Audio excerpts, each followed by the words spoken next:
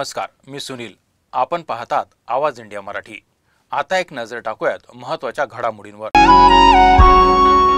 जो आपल्या सोबत येईल त्याला 100% साथ द्या. 20 वर्षानंतर आम्ही दोघे भाऊ एकत्र आलो आहोत असं मत उद्धव ठाकरे यांनी व्यक्त केलं आहे. सर्व वॉर्डमध्ये आपल्या पक्षाची तयारी ठेवा. मनसेसोबत चर्चा सुरू आहे. मनसेची युती संदर्भात निर्णय आम्ही घेऊ असं उद्धव ठाकरे यांनी म्हटलं आहे. लोकांच्या संपर्कात राहा, भूलथापांना बळी पडू नका असं उद्धव ठाकरे यांनी म्हटलं आहे. मीनाताई ठाकरे यांच्या पुतळ्यावर लाल रंग टाकल्याप्रकरणी पोलिसांनी एका आरोपीला अटक केली आहे. विशेष म्हणजे आरोपी हा ठाकरेंच्या कार्यकर्त्यांचा चुलत भाऊ असल्याची माहिती समोर येत आहे.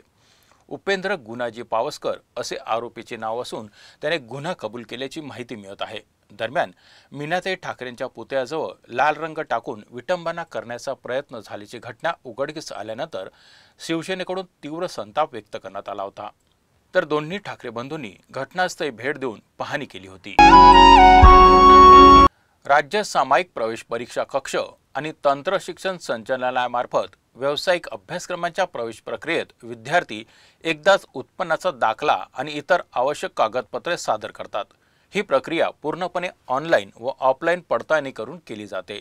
त्यामुळे अभ्यासक्रम पूर्ण होईपर्यंत शिष्यवृत्तीसाठी पुन्हा तीच माहिती मागू नये असे निर्देश उच्च व तंत्र शिक्षण मंत्री चंद्रकांत दादा पाटील यांनी दिली आहे. रोहिणी खडसे यांच्या पतीच्या अडचणीत वाढ होण्याची शक्यता आहे. पुण्यातील रेव पार्टी प्रकरणात शेकडो महिलांना विविध प्रलोभन देऊन फसवण्यात आलं असल्याचा आरोप आहे. अत्यंत अश्लील पद्धतीने महिलांचे व्हिडिओ शूट करण्यात आले. या प्रकरणाच्या सखोल तपासासाठी महिला आयोगाने विशेष तपास पथक गठीत करण्याचे निर्देश दिले आहेत. संपूर्ण राज्यात मोसमी पाऊस सक्रिय झाला आहे. गेल्या 3 दिवसापासून राज्यातील अनेक भागात पावसाचा जोर पाहायला मिळत आहे. दरम्यान आणखी काही दिवस मुंबईत हलक्या सरी बरसण्याची शक्यता असल्याचा अंदाज वर्तवण्यात येत आहे. मुसळधार पावसाचा मोठा फटका हा मराठवाडा आणि पश्चिम महाराष्ट्राला बसला आहे.